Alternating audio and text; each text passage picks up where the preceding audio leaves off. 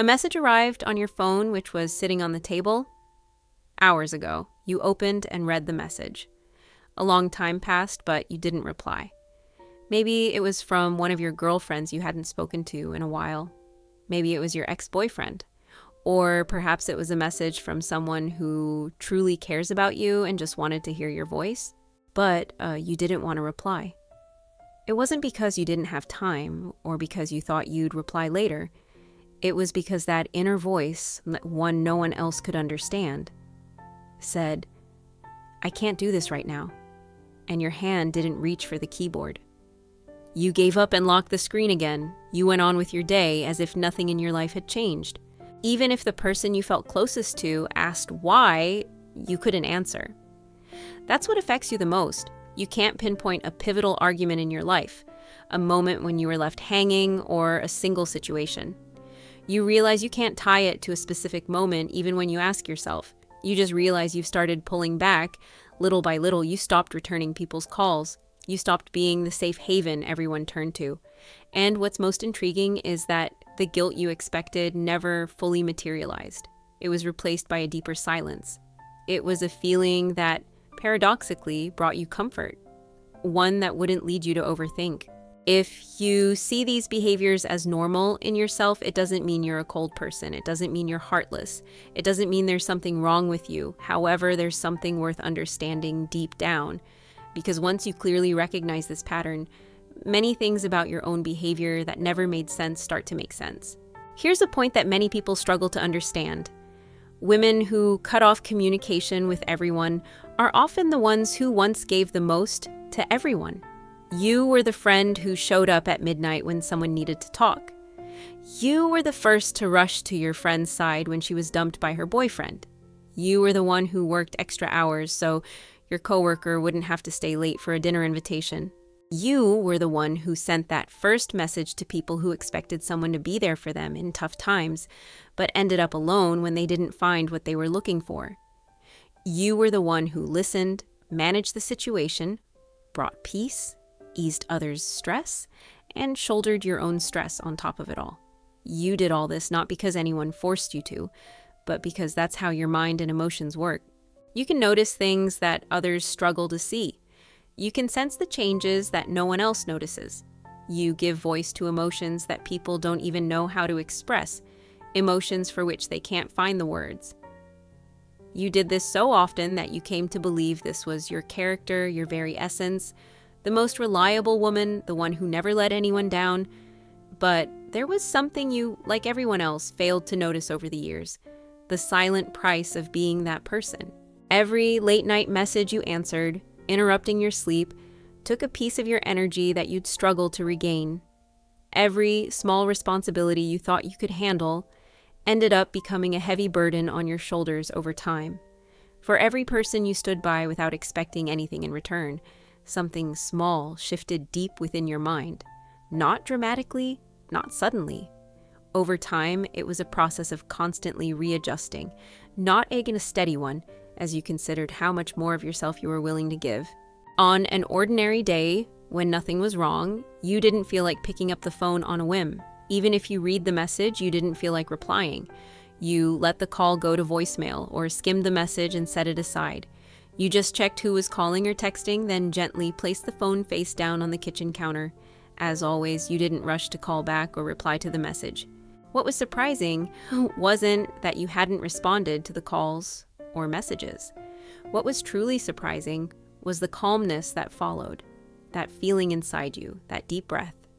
This wasn't something you'd ever considered before. This was your emotions silently telling you that they had reached a limit you weren't even aware of. The state psychologists describe as withdrawal from relationships rarely happens overnight. It forms slowly, like layers of sediment settling at the bottom of a river.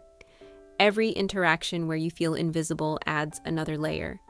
Every conversation where you gave all your attention and care but received only half as much in return adds another layer. The moment you realize the effort and dedication were one-sided, your mind quietly took note of it. And because you're someone with high emotional intelligence, you weren't just noticing these things by chance. You were tracking them with a sensitivity you didn't want and couldn't hide even if you tried. Without you realizing it, your mind was compiling a case file of all these accumulated experiences. When someone asks you why you're acting this way or why you've suddenly distanced yourself from people, it's hard to explain because there are many reasons. Because everyone focuses on the outcome, not the process. They have no idea what you did or didn't do along the way. And most of the time, they only see the result because it's really hard to perceive the silence of the process from the outside. Your mind has accumulated hundreds of small problems that you didn't deem worth expressing. You didn't wake up one morning and decide on all of this. It was a process, and you were alone in it, and that time has run out. This isn't impulsive behavior. It's a pattern of self-awareness trying to protect you, one you haven't even noticed. When the process kicks in, people start using certain stock phrases. They might call you distant, closed off, hard to reach, or maybe even selfish. And if you've thought about these words enough, which you probably have, you've wondered countless times whether they're true. When you lay your head on your pillow late at night, you've surely asked yourself these questions. Am I overreacting?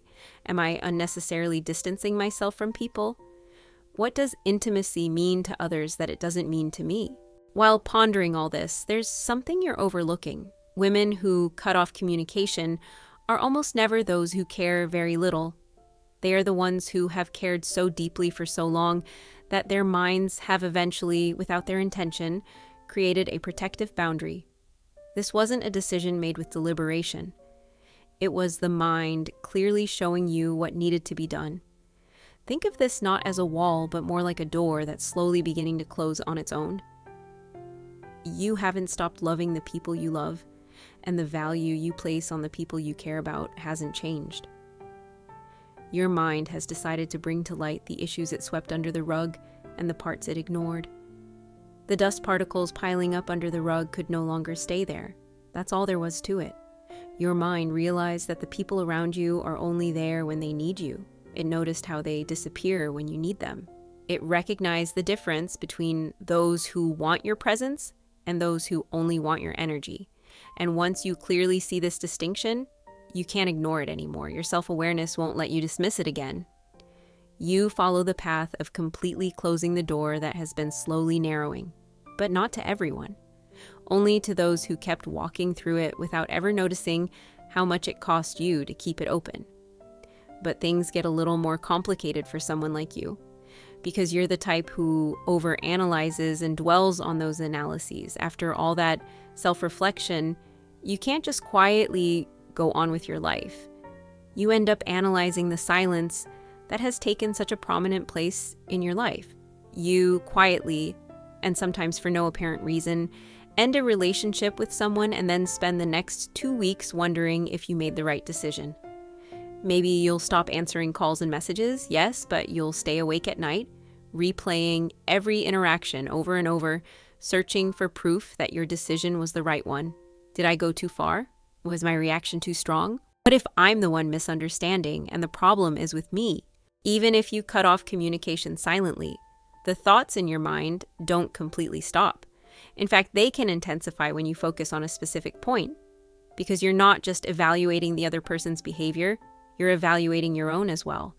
And for a mind that runs every emotional signal through a dozen filters before reaching any conclusion, this is a heavy burden to carry alone. You want to be absolutely certain. You want to be fair. You don't want to be the kind of woman who distances herself from people without a valid reason. That's why, even after the decision has already been made, you dwell on it for a long time, think it over again and again, examine it from every angle, and search for a single perspective you might have overlooked. This cycle, the withdrawal followed by ruthless self-scrutiny, is one of the most exhausting aspects of being someone who thinks things through so deeply. It doesn't mean you don't care about the people you've distanced yourself from. You value fairness so much that you end up judging yourself for the boundaries your mind has set up to protect you. And most of the time, you go through this process entirely alone, inside your own head, without telling anyone what you're struggling with. This is the point that most people observing you from the outside don't understand. When you cut off communication, you aren't choosing loneliness. You're choosing something that looks a lot like loneliness from the outside, but feels completely different from where you stand. Actually, what you're choosing is the space and freedom you grant yourself. A free space where others' needs aren't constantly prioritized over your own thoughts. A space where you can exist without having to put on a different version of yourself. One that sacrifices your own comfort to make everyone else feel at ease. A space that's uniquely yours, where you don't feel responsible for the emotional states of everyone you love or don't love. There's also something that's been overlooked in this conversation so far. Loneliness is the absence of the connection you desire. What you're experiencing, however, is the presence of the peace you've chosen. Your phone is silent, but this silence is a choice, not a rejection. It is a form that sustains your life without you even being aware of how you breathe. Instead of flipping through the calendar pages quickly, you now turn them with slow, deliberate touches, living a life where you know exactly what you're doing.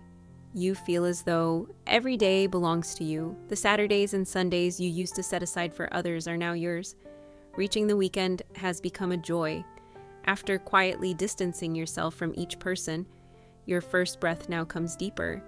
This is not isolation. This is the breath of a woman who has spent years tending to others' emotional needs and is only now discovering what it feels like to tend to her own. And this discovery, no matter how foreign it may feel, is nothing to feel guilty about. If you've gradually slipped into silence, let friendships fade, stopped answering calls, and left messages unread for days, and if you're carrying the burden of wondering what all this says about your character, perhaps it's time to set that burden down for a moment. Not everything needs to be analyzed to the very end. Not every withdrawal needs to lead to a definitive judgment. Sometimes the most mindful thing you can do is simply recognize this pattern, understand where it comes from, and gently ask yourself whether it's still serving you, or if it's actually starting to push away the people who deserve to stay.